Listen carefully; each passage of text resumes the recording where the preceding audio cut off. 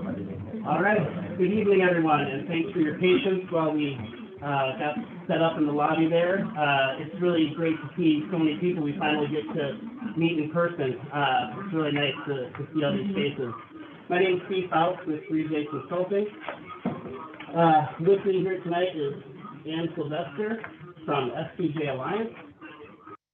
We also have folks from Clean Water Services. Want to go ahead and introduce yourself, starting with Chris?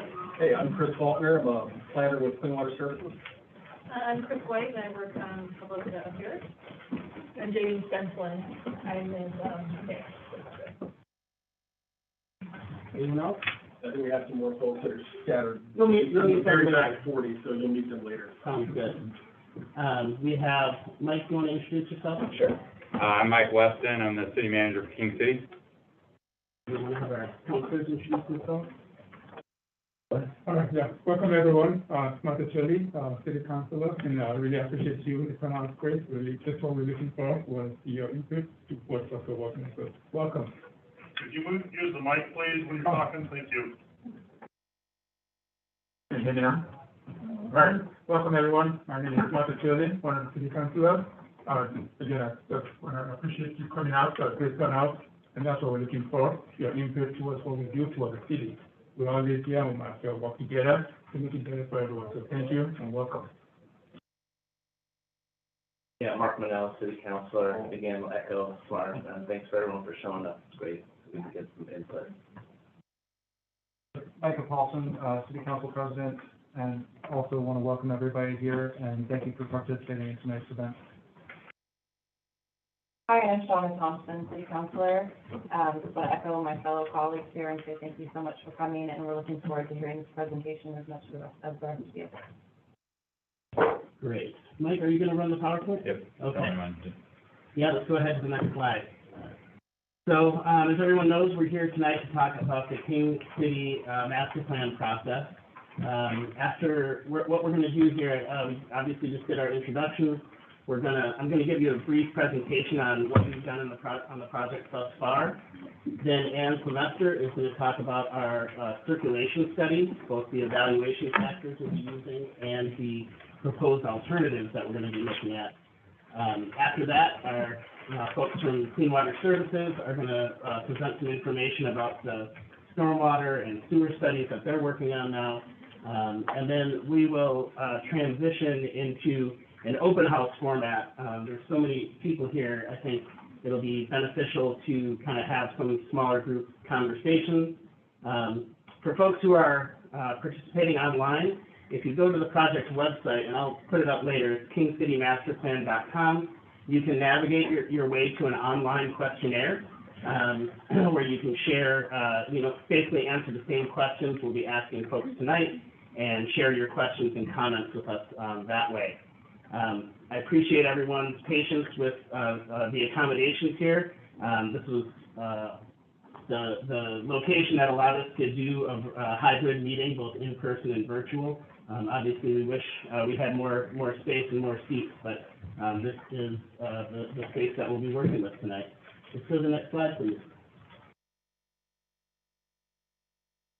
And again. So this is our study area. Most of you know it extends from Roy Rogers on the western boundary to the existing King City limits to the east. The northern boundary is East Bend Road, and the southern boundary, for the most part, is the Tualatin River, and then it kind of meanders on the southwestern edge there. Next slide. So in 2018, King City put together a concept plan that included baseline conditions for the area, a community vision, and some preliminary design considerations. This master plan is going to build off that effort, taking into consideration the King City Transportation System Plan, transportation system plans from Tigard and Washington County, and other planning that's happened just north of this area in Tigard called River Terrace South.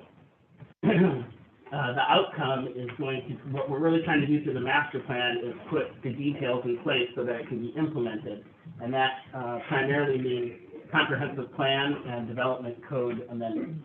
So that'll be one of the main deliverables at the end of the project. So just some of the things coming out of the concept plan that were considered fixed and things that were considered still to be determined through this process. So some of the things that were established in that concept plan were the need to be sensitive to the Tualatin River and the ravines and the surrounding natural areas. There's approximately, while the study area is more than 500 acres, there's more like 318 actual buildable, developable acres in the study area. We anticipated accommodating about 50,000 square feet of commercial uses and a minimum of 3,300 dwelling units within 4 distinct neighborhoods that were established in that concept plan. Want to place higher density residential in areas where we hope there will be future transit. There will be a spectrum of housing types, including single-family detached, single-family attached, what we now refer to as middle housing, things like townhouses and smaller units like duplexes and triplexes. And really, a core priority is to have a connected pedestrian and bike network, a quality, safe, connected bike and pedestrian network as well. Next slide. Some of the things that we need to determine through this process, and some of the boards around out in the hallway look at some of these things, but looking at a main street for the town center area and whether that will run east-west or north-south, that's one of the boards out there. The future development or not of certain select parcels. The Kingston property is one. The airfield is another. Hi, can I help you? Yes, I've been trying to get you on this, on my computer, and all I get is a bunch of damn nonsense.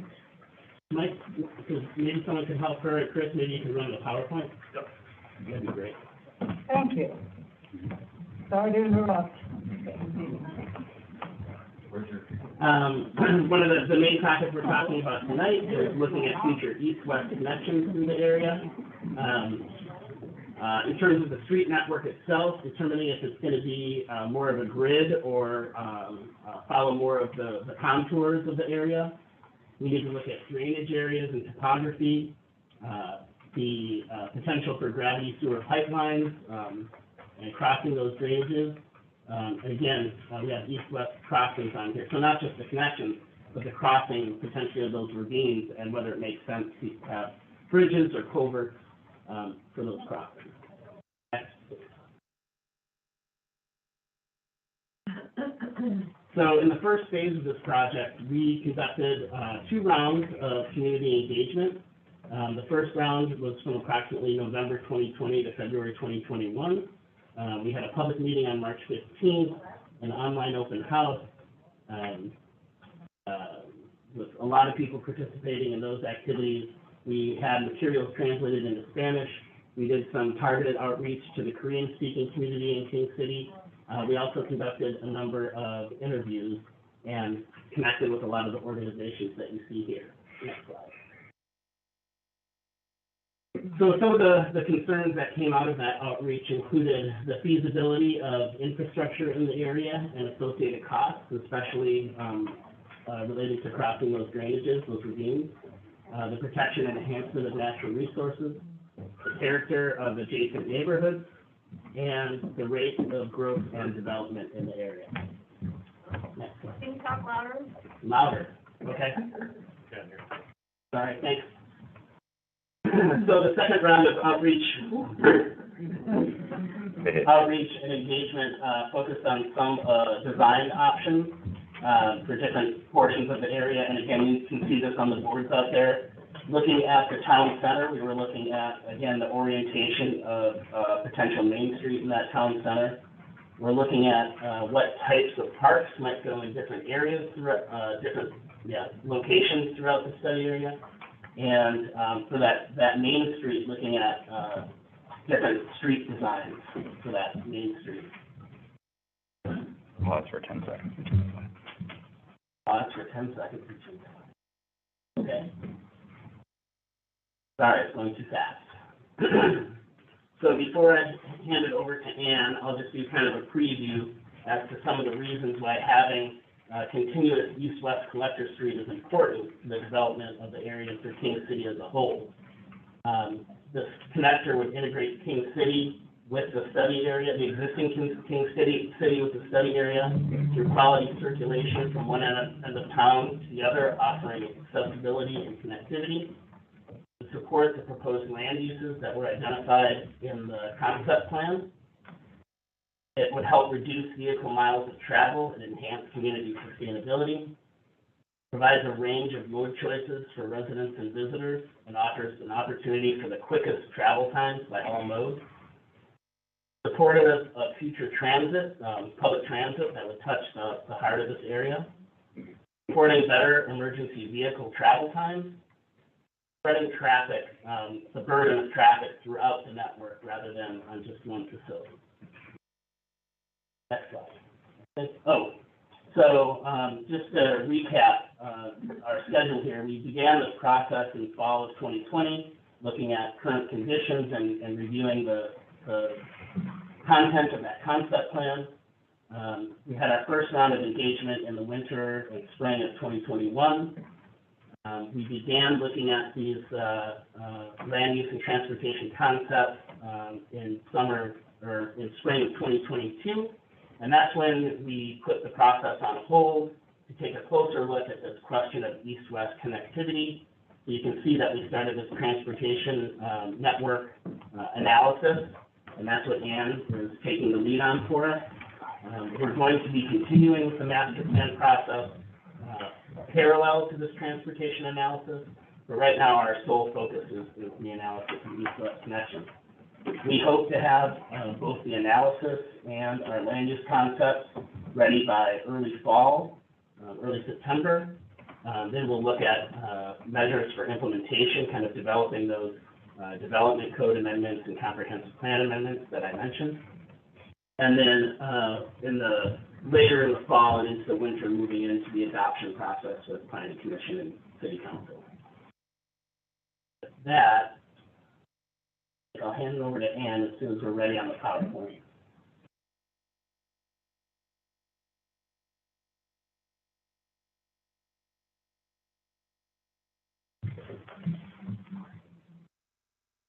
Go ahead, Ann. No, push the red. The red one, okay. Thank you. As we begin to look at alternative east-west connections through the King City area and how it might connect to the existing city and to tie it into other communities around this area, it's important that we identify a series of factors that will help us to evaluate how effective each of these alternatives are in meeting the overall goals of the project, and how the alternatives compare with each other. See the next slide. The factors that we are using are built on the vision and goals of the draft transportation system plan that's been developed by for the city, and the previously adopted concept plan, which lays out a series of particularly land use allocations and kind of a backbone road system in that plan. There, as I said, they're used to identify how we can determine differences among the alternatives. And factors that we're considering in this study are things that we chose that we thought might actually help us to identify those differences. Things like what the effect might be on land use, on community design, on mobility, and that's very broadly defined, including bicycles, pedestrians, the micro-mobility like e-bikes, scooters, golf carts, transit, school buses, emergency vehicles, all kinds of transportation mobility. Public services and public utilities like sewer, water, gas, natural resources, and then also looking at costs and implementation considerations, which I'll talk about in a minute. Right. So some of this analysis will be quantitative when we start to look at traffic numbers and operations, and we can do some fairly explicit forecasting and be very quantitative in that analysis when we look at effects on wetlands and numbers of stream crossings, for example, among the different alternatives. We can be quantitative with that analysis. For some of the other factors that we're looking at, we have to be more qualitative and really looking at kind of an order of magnitude difference among the alternatives. But it's less important that we had a specific number or a specific result with respect an individual alternative, and what we're really focusing in on is how they compare with each other. So what is actually more successful in achieving certain objectives versus another alternative. The focus of the comparison. The scoring or ranking that we will do, we're going to use just the balls, which is there, that range from the most positive effect all the way down to the most negative effect.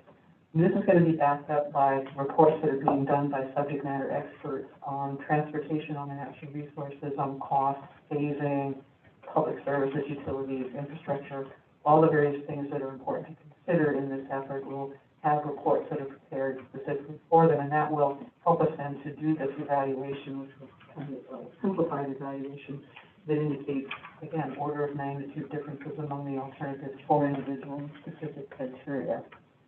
Then we will compare the alternatives and identify the best performer and make some recommendations. So looking at how we develop the east-west alternative,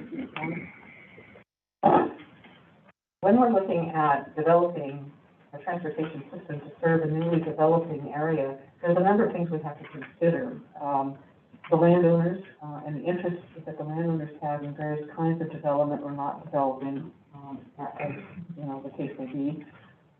There's development-driven investments that we have to think about as we begin to lay out a transportation system in this area and plan for land use. We have to look at local and regional transportation access and connections. How does it connect to the existing city? How does it connect to Tigard? How does it connect to the rest of Washington County and the region?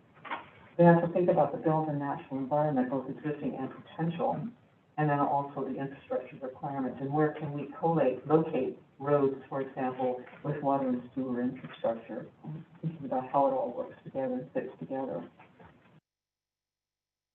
The process that we're following is kind of a staged, sequential process where we have a pretty broad array of options and alternatives that we have looked at. And we have narrowed those down, so that's the first blue box over there. We've narrowed those down through an existing screening and created a short list of alternatives, which is what we're going to be talking about today.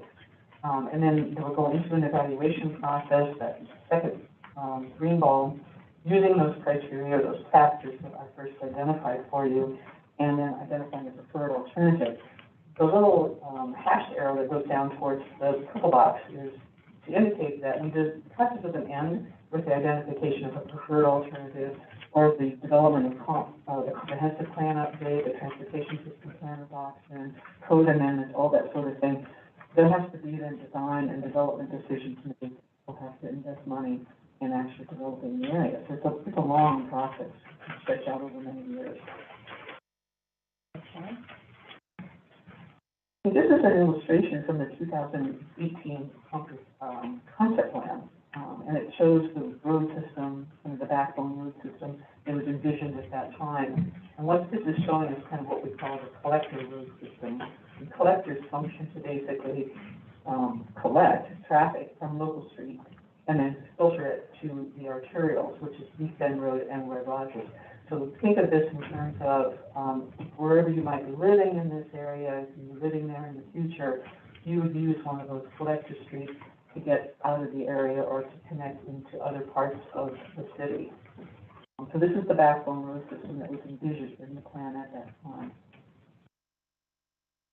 And this kind of is a little bit more detail of the road structure that was laid out, and there were land use, little neighborhood plans that Steve had alluded to in various sections of the concept plan area.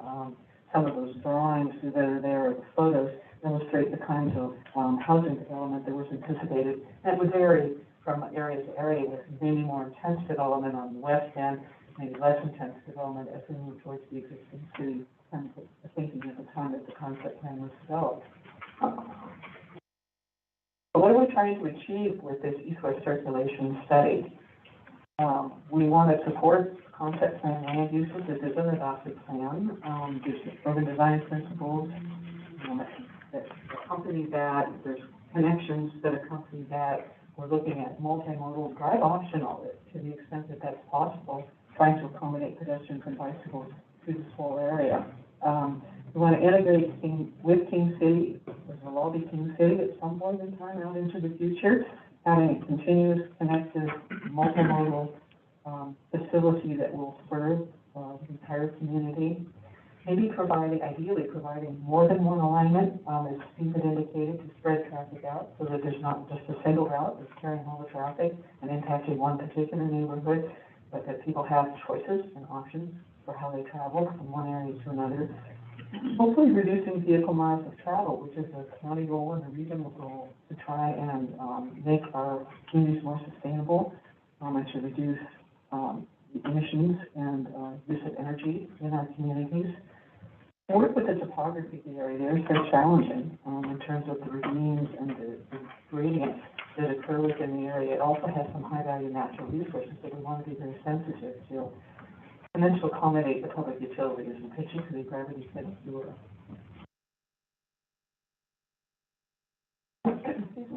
Some of the things that we have to think about when we do planning is the context within which we're doing this.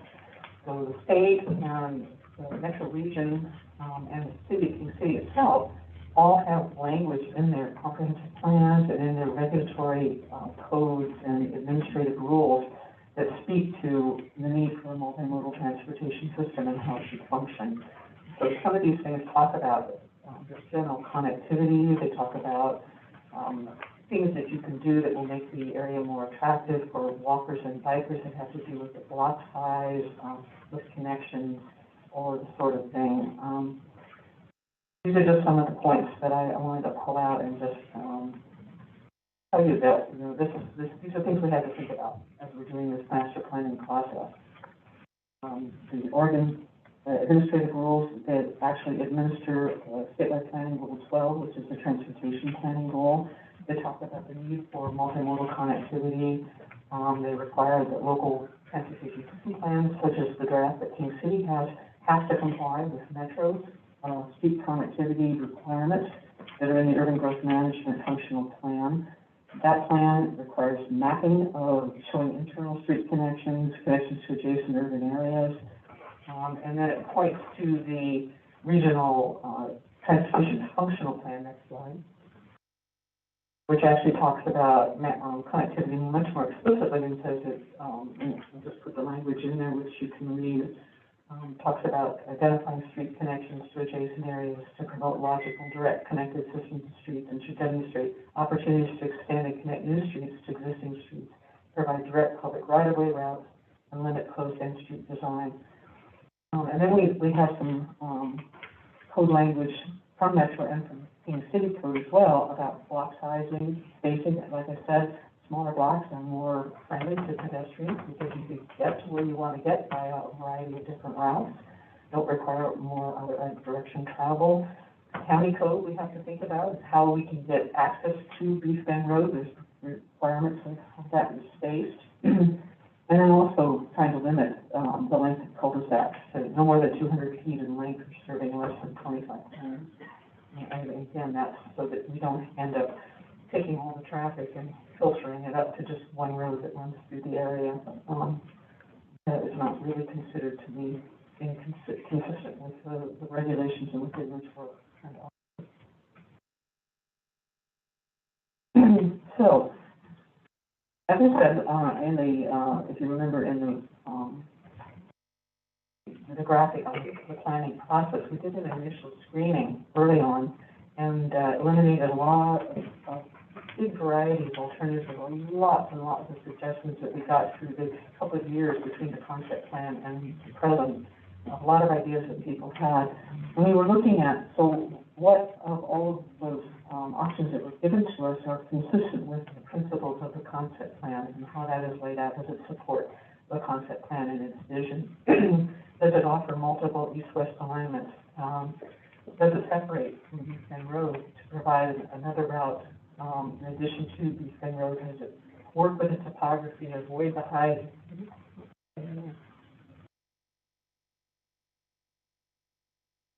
value natural resources, and does it accommodate the needs of public utilities?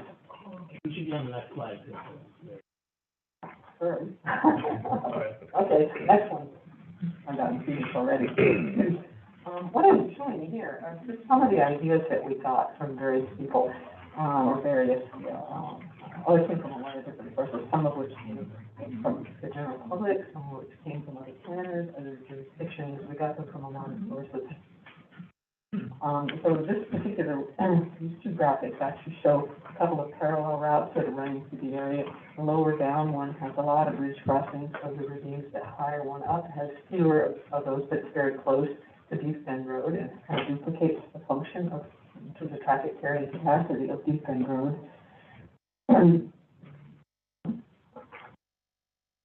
Some other ideas here, pencil drawings that were, I kind of highlighted on this map. One idea that came to us that had a whole series of different road alignments, north, south, and east, west alignments. I think kind of compare that with what came out of the concept plan, and there's some consistencies there, but then there's also a number of things that are very different in terms of how you get through this study area. It's attempting to avoid some of the steepest part of the ravine, connects to the existing city, that doesn't offer a lot of other connectivity. Next one. And this one pretty much pushes the traffic back onto East Bend Road, and would result in some long cul-de-sacs to service the area between the ravines. A lot of out-of-direction travel potentially with this alternative, and it does avoid, on the plus side, it does avoid the high-value natural resources in the ravines. So, one of the things that, I think I could say about all of the alternatives that we have looked at is there's good points and not so good points with respect to each of them. And I think part of our job in working with all of you, getting input on that, is how do we balance that? What's most important to try and accomplish here? What do we value the most? How do we kind of weigh the good things and the not so good things when we ultimately make a decision about how we want this east-west system to actually function?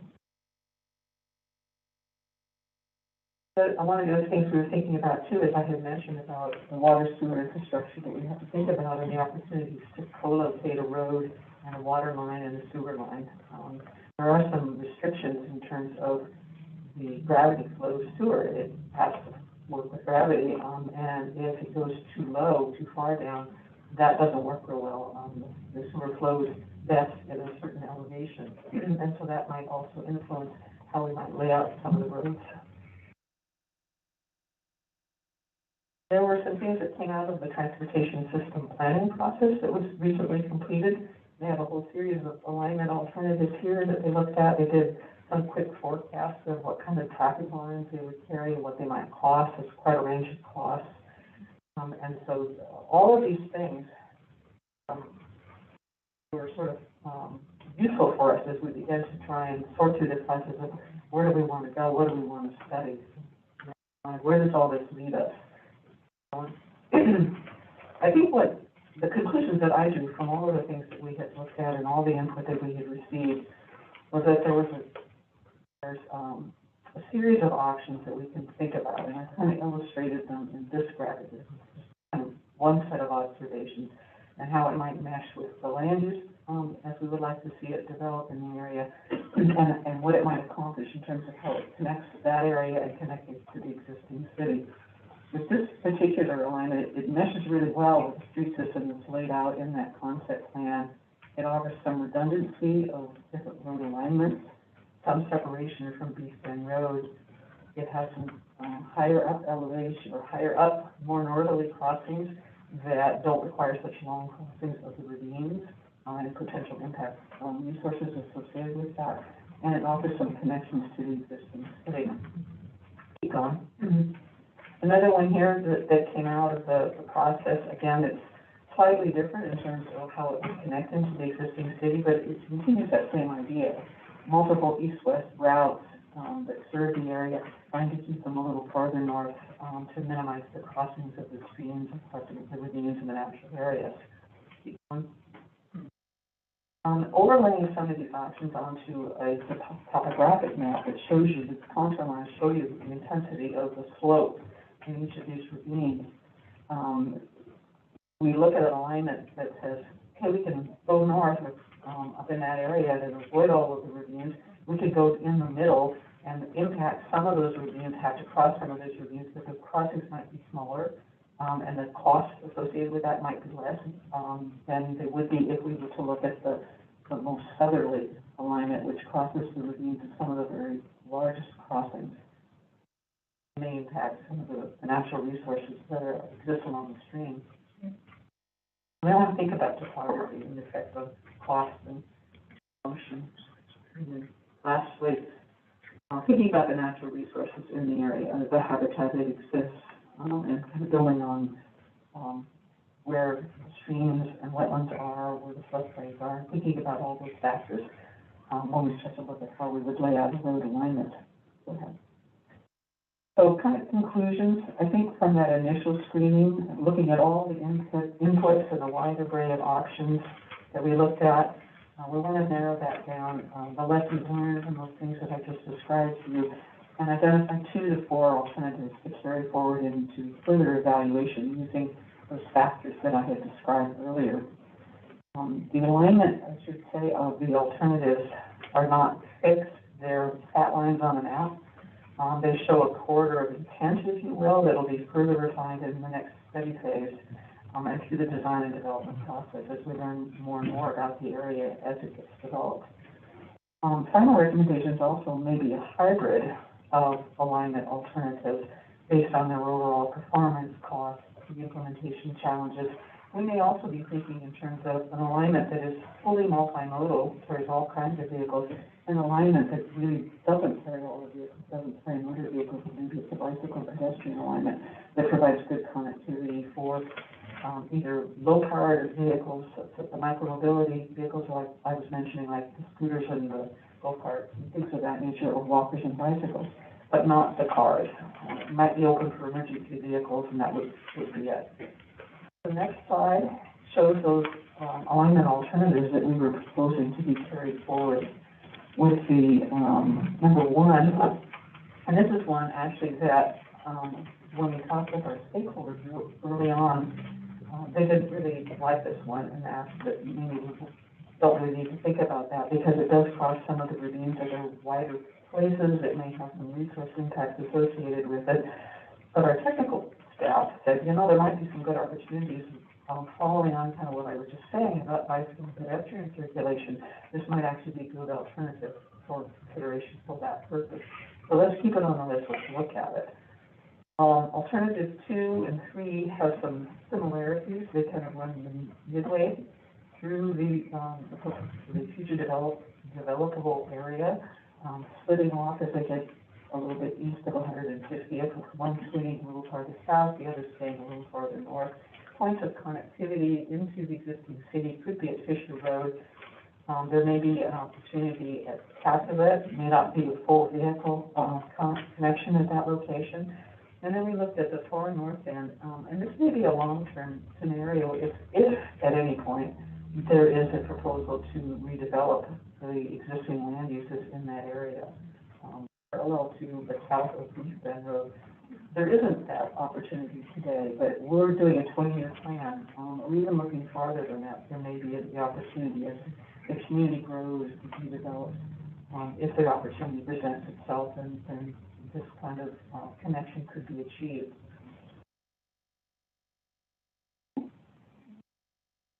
I think it's also important to talk about the street character as well, too.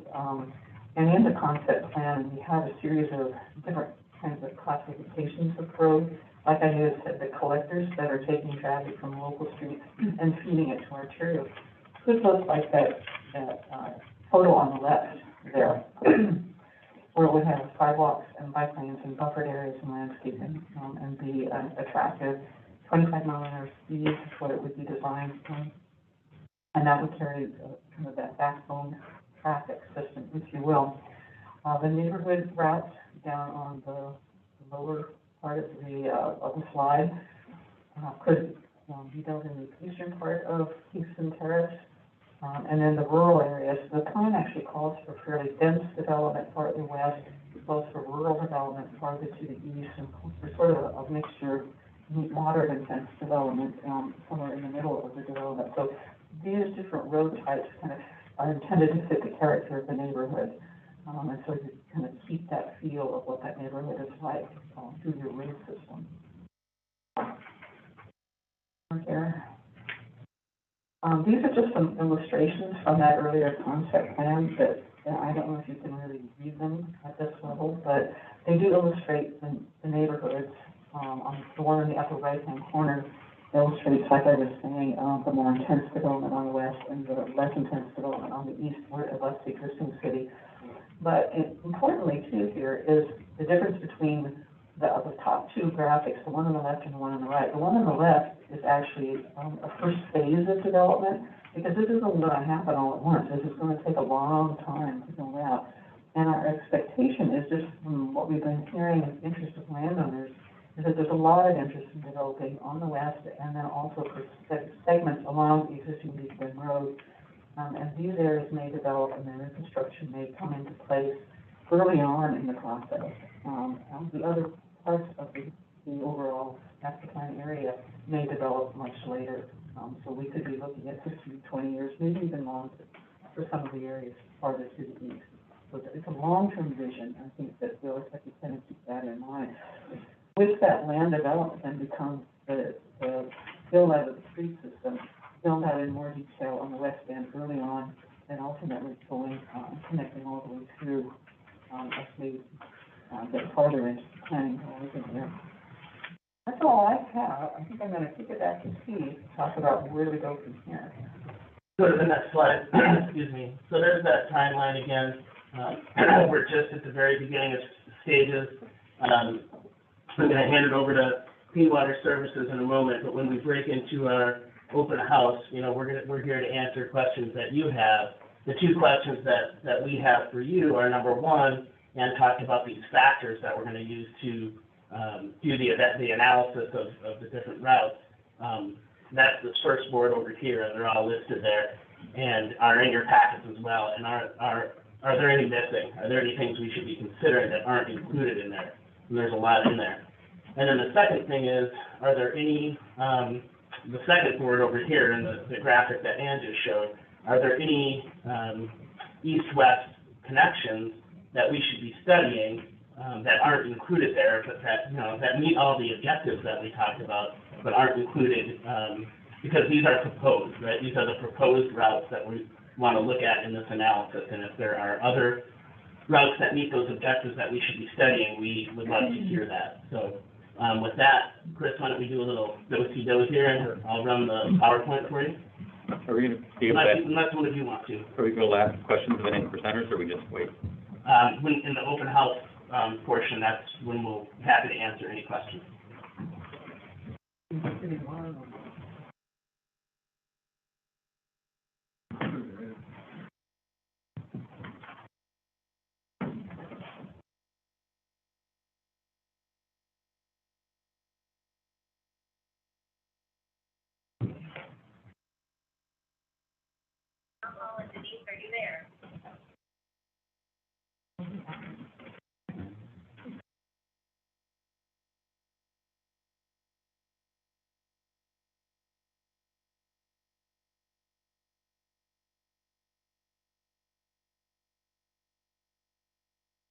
Somebody wants to take a picture.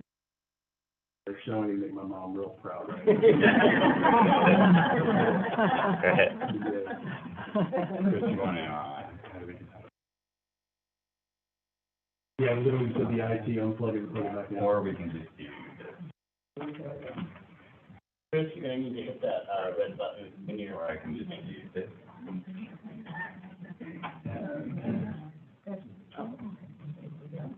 Maybe.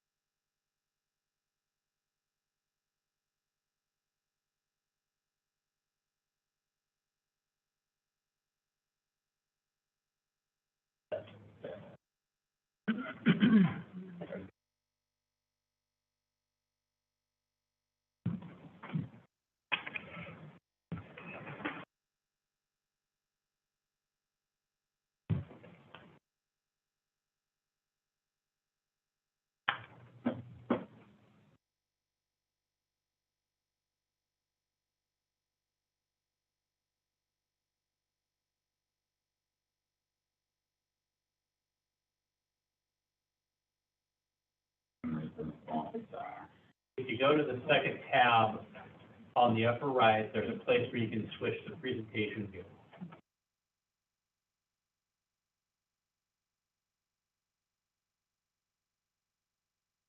I'm on the upper right. Very top menu bar on your existing screen. Oh, yeah. You should be able to switch to presenter view. Wow. Ah, thank you. You need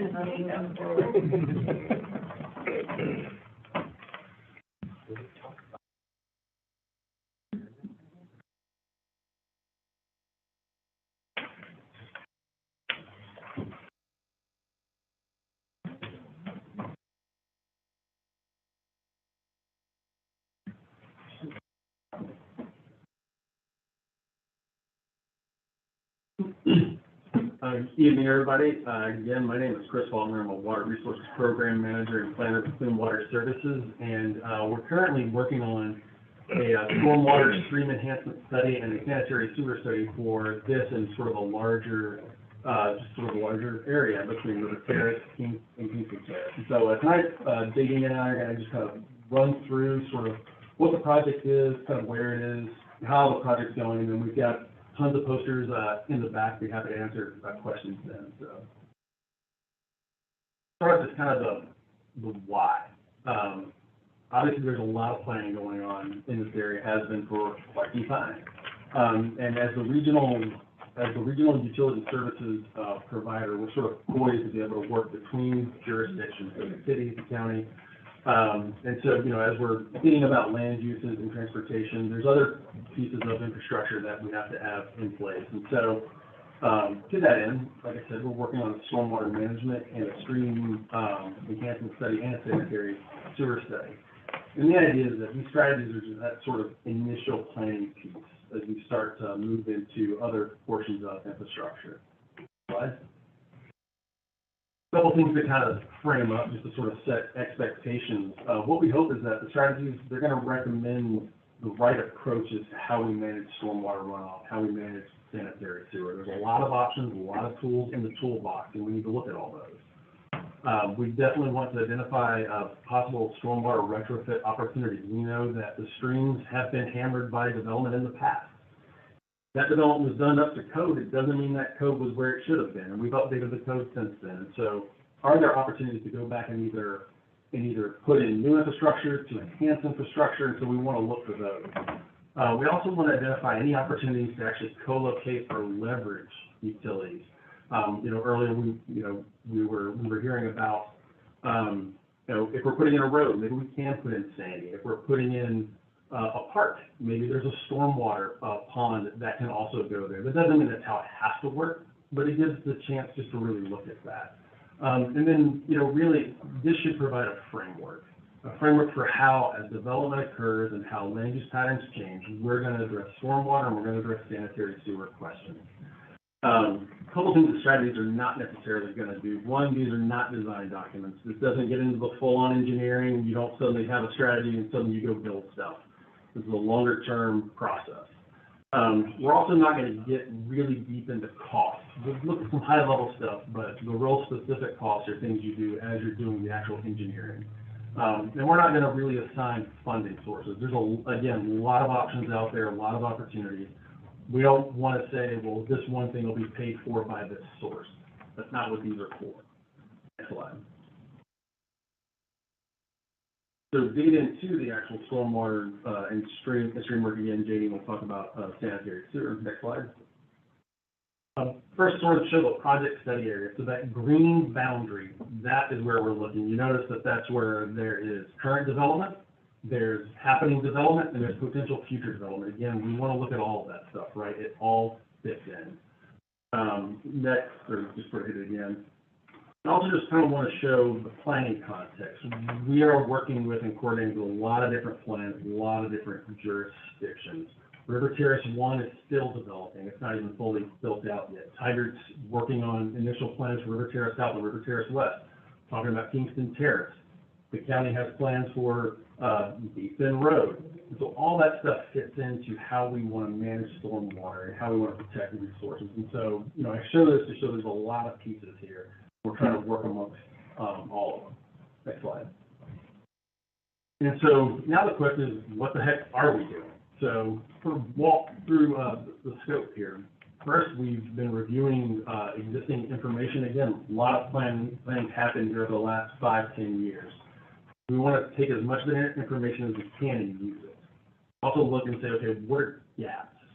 And so last week, as a matter of fact, we started to fill some of those gaps. We're in the phase, you see the star, where we're looking at current stream conditions. There were a few tributaries that we had never assessed, and so we went out and we actually assessed them. And, you know, some of you got a letter and phone call asking for a permit of entry onto your property. Some of y'all were able to send that back. Thank you very much.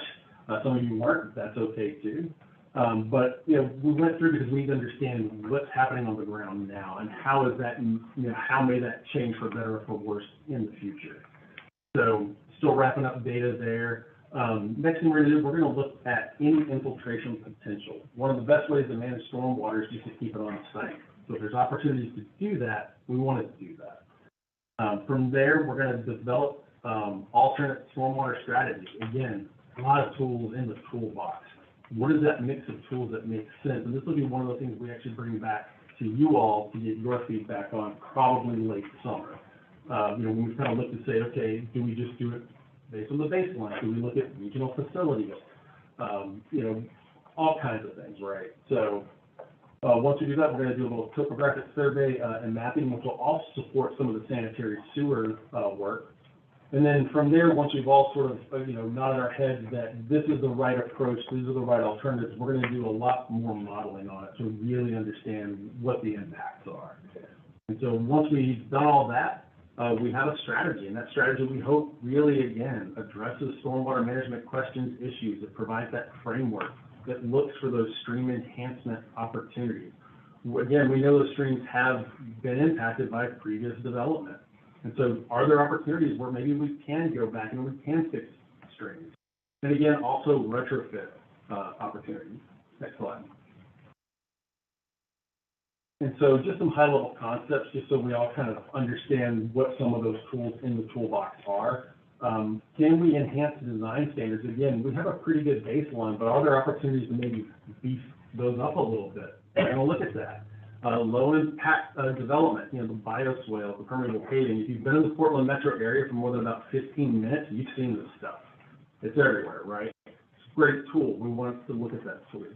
Again, regional ponds, that's a great way to help, you know, stop flow, control volume, so that it doesn't blow those streams out. And then, you know, I cannot stress it enough, enhancement and resiliency of streams, retrofit, those are two really big things for us.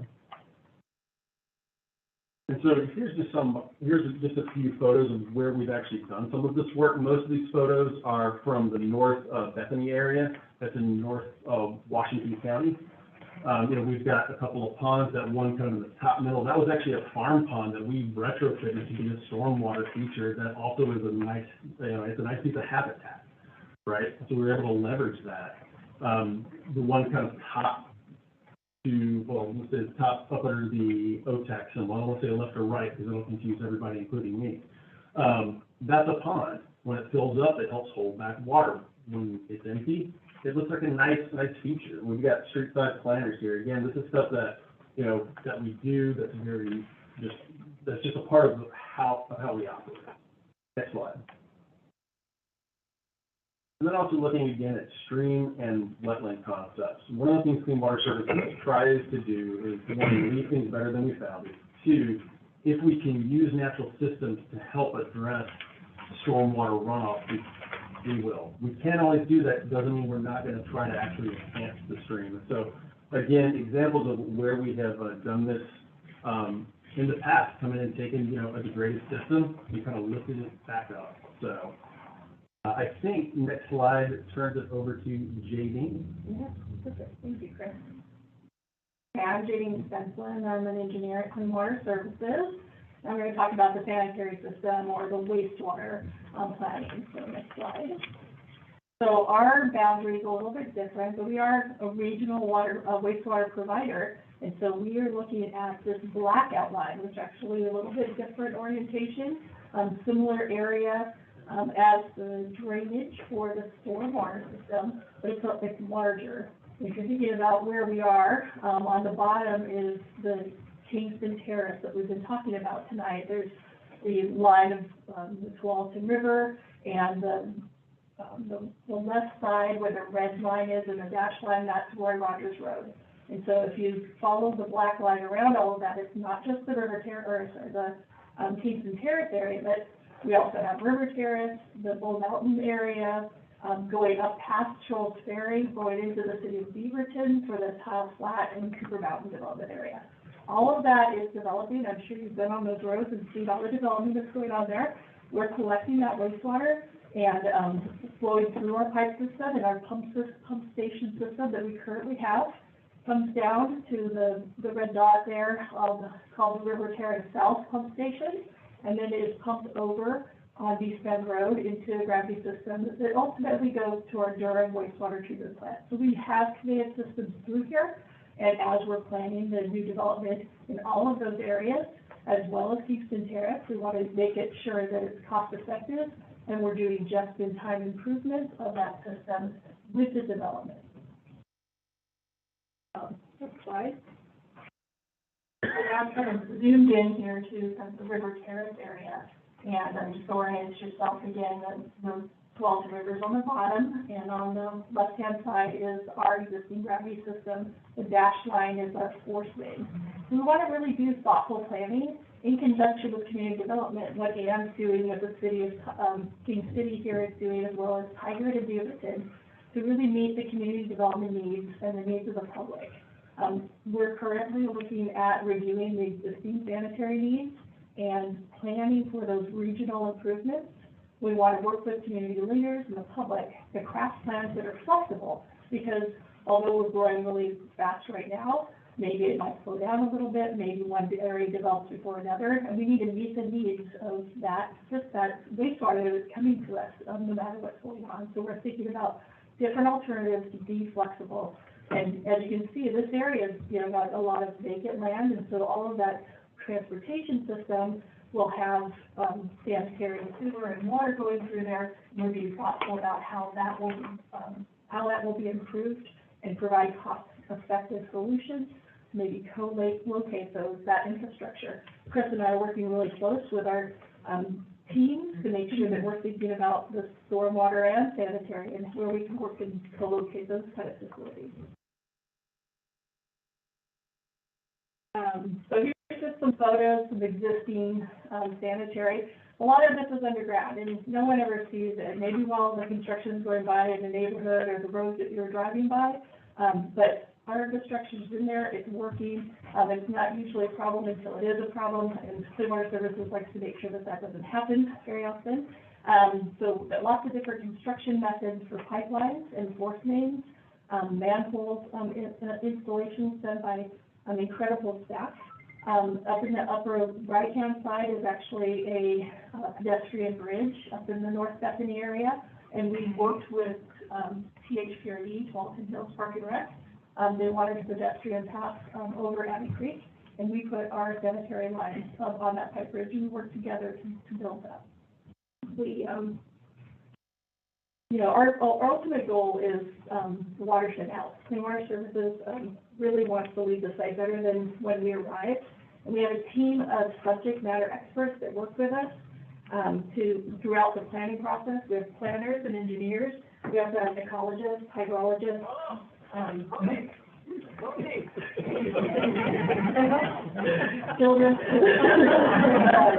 hydrologists, information officers, and technicians that are working together to provide these cost-effective solutions in our infrastructure projects. And ultimately, we really want to improve watershed health. Next slide. These are just a couple of other photos I get to showcase of our folks' work of directional drill and open cut pipelines. The last photo there is a large manhole and some of the infrastructure that goes in to those systems. So next slide. And I just wanted to also mention the pipeline bridge. This is a great project. You guys can go out there and look at it in North Bethany. We finished it in 2016, I believe. So there are opportunities for us to work, across ravines. We can do pipelines underneath creeks.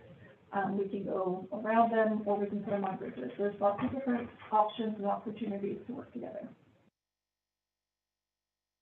Another big piece of infrastructure is pump stations. So where we can, we want to use gravity. It's free to get all of our wastewater to the treatment system before it goes out to the Walton River. But sometimes we have to collect that wastewater and then pump it to the next system. Like because of elevation changes, we'll use pump stations. And in these developments, Ann was talking about, like, there might have to be some smaller pump stations, or we'll have the gravity lines in there. So these are some photos that we're going to be discussing, the different types of structures that can be used for pump stations. The buildings are usually in residential areas to kind of fit in with the landscape. A lot of the infrastructure is still underground, and these buildings usually have a little more, a larger system going to them, so they have more equipment in there. In the upper left-hand side, there's a couple of pump stations that really just have the electrical panels under canopies. So that's another option to have a very small footprint. There's still all the pumps and everything that are just underground. So different ways that we can have pump structures in the neighborhood. So next is just our estimated schedule, where we are now and where we're planning to go. Right now we're here in spring, and we've been collecting data, looking at all our existing information, looking at our current flows that are coming to these pump stations. We're having a public meeting. By midsummer, we plan to have that data analyzed and then start developing those draft approaches and alternatives, so that by maybe the early fall, we'll be reviewing alternatives, and we're coming back to another public meeting to be able to share the information that we found.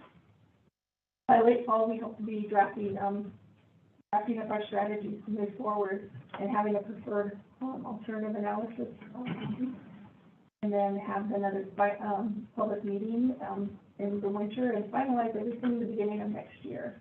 So kind of following in line with the transportation plan and something that's going on with the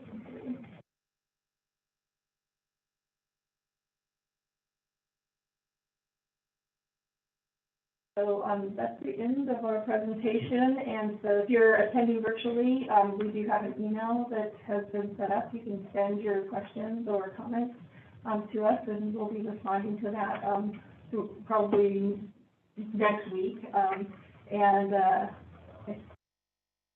Here we go.